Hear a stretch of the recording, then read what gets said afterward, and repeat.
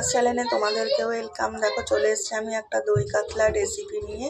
এখানে আমি মাছগুলোকে ভালো করে ধুয়ে নুন হলুদ মাখিয়ে নিয়েছি। এবার কড়াইতে সর্ষের তেল গরম করে নিয়েছি, মাছগুলো একে একে সব ভেজে নেব। দেখো ওদিকে মাছ ভাজতে ভাজতে আমি এখানে একটা মশলা করে নিচ্ছি। এখানে নিয়েছি দই, এটা দিয়েছি 1 চামচ ধনে গুঁড়ো, এবার হাফ চামচ দেবো জিরে গুঁড়ো। এই চামচেরই হাফ চামচ আমি দিয়ে দিয়েছি জিরে গুঁড়ো। এবার এতে দেবো দেখো একটুখানি হলুদ দেবো, এইটুকুনি দেবো। হলুদটা কিন্তু অপশানাল, তোমরা চাইলে নাও দিতে পারো। দেখো এখানে আমি হাফ চামচ মতো চিনি দিয়ে দিয়েছি। এবার সব জিনিসগুলো একবারে ভালো করে মিক্স করে নেব। দেখো আমার কিন্তু সব মাছ ভাজা হয়ে গেছে। এবার আমি ওই মাছ ভাজার তেলেই দিয়ে দেবো জিরে, গোটা গরম মশলা আর শুকনো লঙ্কা ফোড়ন। ফোড়নটা কিন্তু ভালো করে ভাজা হয়ে গেছে। দেখো এবার আমি কুচানো পেঁয়াজ দিয়ে দিলাম।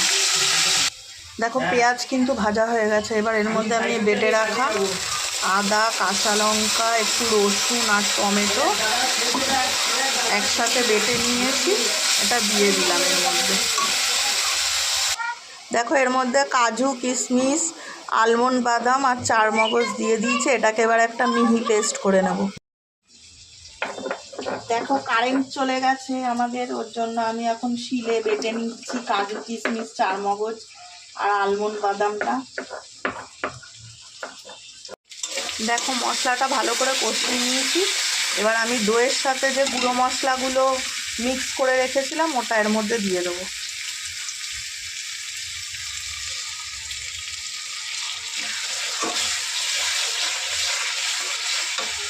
এবার এই বাটিটা ধুয়ে একটু জল দিয়ে দেবো। দেখো এতে এবার দিয়ে দিচ্ছি স্বাদ মতো নুন।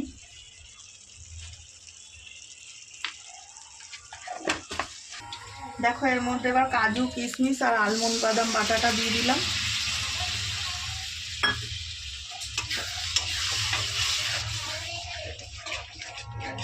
দেখো এখানে গ্রেভির জন্য যে জলটা দিয়েছিলাম আমি, ওটা কিন্তু ভালোভাবে ফুটে গেছে। এবার সব মাছগুলো আমি এর মধ্যে দিয়ে দেবো। আমি কিন্তু সব মাছগুলো দিয়ে দিয়েছি। এবার একটু ভালো করে ফুটিয়ে নেব, দিয়ে নুন মিষ্টি ঠিকঠাক আছে নাকি সব কিছু দেখে নেবে ভালো করে।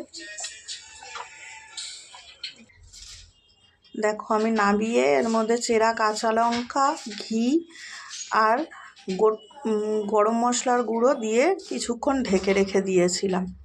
রান্নাটা কিন্তু হয়ে গেছে রেডি।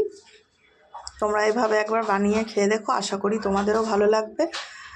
আর আমার রান্নাটা ভালো লাগলে আমার পাশে থেকো, চ্যানেলটা সাবস্ক্রাইব করে দিও। টাটা বন্ধুরা, বাই।